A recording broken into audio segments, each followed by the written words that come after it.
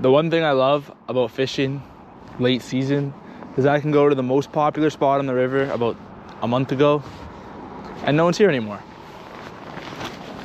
It's the 1st of December, and what I'm gonna be doing today is I'm gonna be trying a little experiment here. I'm gonna be seeing if it's still possible to catch fresh salmon in December. Now, I'd be thinking we'd be lucky to get a coho because that run's pretty much over, but there's a really good chum run this year, and I'm thinking we might be able to get into one of those. And we're gonna see what we can do. And honestly, I'm gonna upload this video even if I don't catch any fish, because that's part of the results. I've always thought I should only upload videos if I catch fish, because I mean, I don't know if people want to watch a video if I don't catch any fish. Let me know in the comments actually. Would you guys still watch? Would you guys be fine if I uploaded videos where I don't catch any fish? But you see a fish in the thumbnail, that might be clickbait, I'm not sure. Depends if we catch a fish today.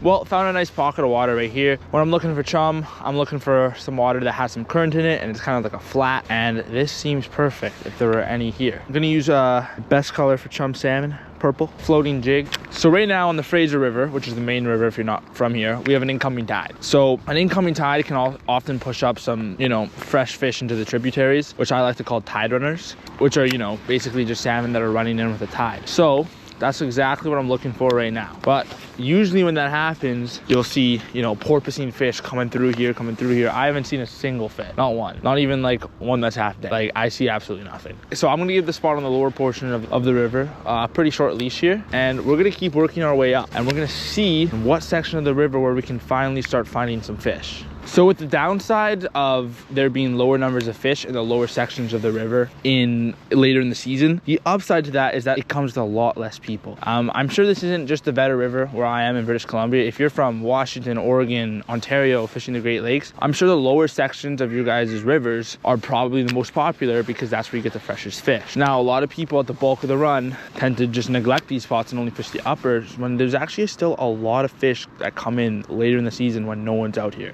But for me, I'm really late. Like, the peak of the coho run is probably like 2nd to 3rd week October. Peak of the chum run is probably 4th week to 1st week in November. I wasn't really expecting anything out here, but you know, because I was seeing some caught in the 2nd week of November, some coho and chum in these lower sections. So I thought I'd give it a try, but no fish moving, no fish anything. I think it's safe to say December is probably a bit too late to look for some fish that are coming up with the tide. Obviously, every system is different. A smaller tributary is probably going to have later runs of fish because it has to go through, you know, because it has to go through a lot more bodies of water. So if you're fishing a secondary tributary for salmon, then you'll probably have a later run. Well, I kind of already knew the answer to this question, but lower section of the river, late season, no go. So we're going to keep moving up and we're going to see where we can find some fish.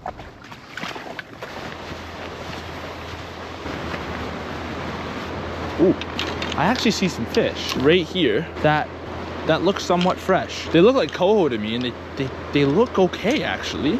They don't look too dark. So with this run right here, it's kind of hard to drift afloat because, as you can see, there's a bunch of back eddies, there's a bunch of currents going different ways. Kind of hard to get a good drift. So this is the type of pool where I really like to utilize a twitching jig or a lure. So we're gonna start off with a spinner here, just because I'm pretty sure I saw some decent coho that didn't look too bad. This is my go-to right here, Prime Lures, copper and blue, two best colors for coho in my opinion. So why not combine them both? And if this doesn't work, I'll put on a purple twitching jig, see if we can nail some chum. Okay, two good looking chum just darted by me. So there are fish. There are still fish in here that aren't spawned out, but it's more of a matter of how many. Because yes, there are fish, but how many are there? There are some coho, but you know, they're pretty red. They're pretty colored up. So I'm gonna put the lure away because honestly, like, I'm not trying to catch a spawned out fish here. So I'm not trying to catch a fire truck of a coho. Let those guys spawn in peace. We're trying to go for any fish that entered the river, you know, maybe just a day or two ago, and that's looking like chum right now.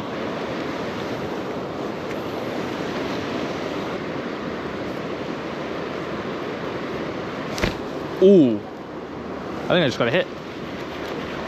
That definitely felt like a bite. Felt small though.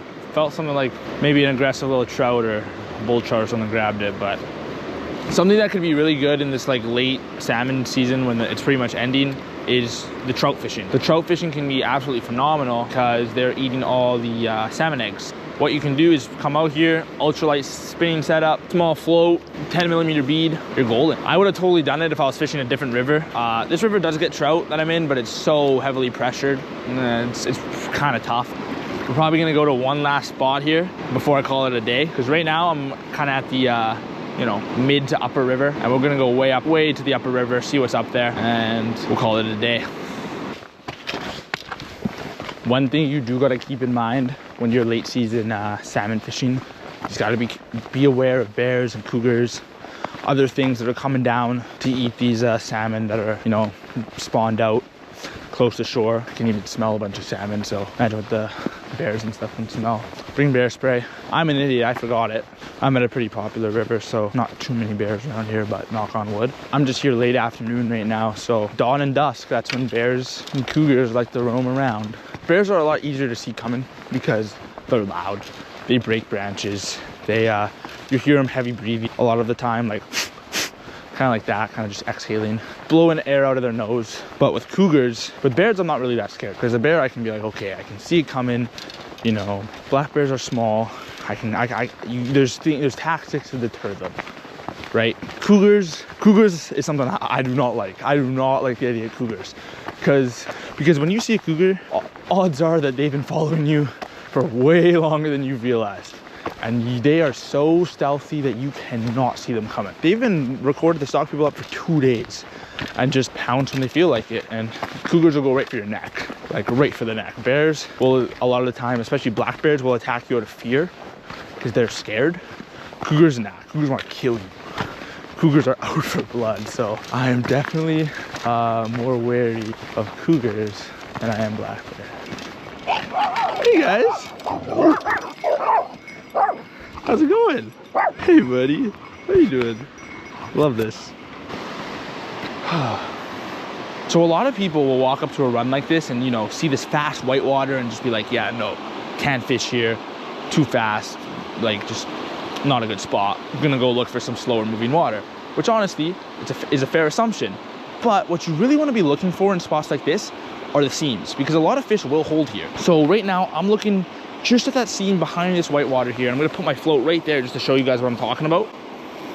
Right here, right there. I get a nice drift, nice and slow, not too fast, and that's where fish will hold, whether it's salmon, steelhead, trout. Really good not to just overlook spots with this whitewater. It'd be really cool if I caught a fish here after explaining that, but yeah, probably won't happen. Even though there's not a lot of fish around, I'm sure last week or maybe 2 weeks ago there definitely would have been, and there probably would have been the same amount of people out here, which is why I just love fishing late season. It's quiet, it's calm, you know, it rains a lot, but if you can find the nice sunny days, yeah, they're cold, but honestly it's really peaceful and I like it a lot. And actually there is, at least in British Columbia, a bump of coho, a small run that comes in during Christmas. I have seen it with my own eyes. People will catch coho on like bright silver on Christmas Day. So that's more likely to be encountered while you're steelhead fishing. But well, if you saw a fish in the title, sorry, you got clickbaited. Just had to make sure people, you know, tuned in, because I'm not sure if people would watch videos if I didn't catch a fish. But actually, you know, I think there's one more spot we're gonna go to before we call it a day. Well, this was the last part of the day I was talking about. Look at all the fish. Unreal. These are all coho salmon that have come up the river in the past month or two here. And some people don't even buy a fishing license at all. But the truth is, the money from your fishing licenses go to making sure all these fish can come through the river for you guys to catch them. And look at all this that has to be built. All this stuff, as we walk over there, there's all these places where they take the eggs out, where they have to keep the eggs. And there's just so much that goes into it. And just think about how many people you have fishing this small river, probably the most popular river in Canada, and think about how many fish need to be produced to create good fishing for everyone, considering how many people actually fish this river. The answer is a lot of damn fish. And the only way all these fish are coming up here, and in order to give you guys a limit of 4 coho per day, are through hatcheries, which are funded through your fishing licenses. So I don't want to hear another excuse about fishing licenses are dumb, I'm not buying one, they go nowhere. Yeah, the money goes to good places. And a more somewhat scientific argument I hear are, oh, hatcheries are ruining stocks of wild fish. You could argue that, yes, because, you know, hatchery fish are taking over. Hatchery fish are technically less genetically superior, but you have to realize if we got rid of hatcheries altogether, right? We just scrapped it. We like fishing ban. Let's just make all the rivers have wild salmon again. Scrap everything. You do have to realize it's not just us that rely on these fish. It's the whole entire ecosystem. Bears, eagles, cougars, whatever you name it. The actual trees that use the nutrients from the decomposing salmon rely on these fish. So there's literally a documentary made about it. I watched it when it premiered. It's talking about, I forget what it was called, but it was like wild salmon or something, talking about like how hatcheries are ruining wild stocks. And they completely failed to realize that it's not just about the salmon and the humans. The salmon feed a lot of other things. So again, at the end of the day, these hatcheries, they aren't just helping us, they're also helping the environment you fish in. So just some things to think about. But anyways, it's gonna end off this video. You know, didn't end up getting anything. Early December might be a bit too late for salmon, at least on the system I'm on, but you know, we tried, nothing wrong with it. So saying that will be the last episode of the salmon series I've done. Got to 4 episodes, not bad. Next year I promise will be a lot more, because I think I started in like October, so not horrible. Anyways, thanks for watching. Probably, I don't know how much content I'm gonna be able to get out over winter, just since fishing opportunities are limited, and I'm going to go fishing a lot just for like trout and stuff, but it's tough to catch fish in the winter. So if you guys still want to see videos, me when I go fishing and even don't catch a fish, let me know in the comments. And I'll also probably do stuff that doesn't involve fishing, like winter camping, teaching people how to build a fire when it's when there's snow on the ground, just stuff like that I can still do, but we'll see what happens. Subscribe if you want to see content over the winter and much longer than that. Catch you on the next one.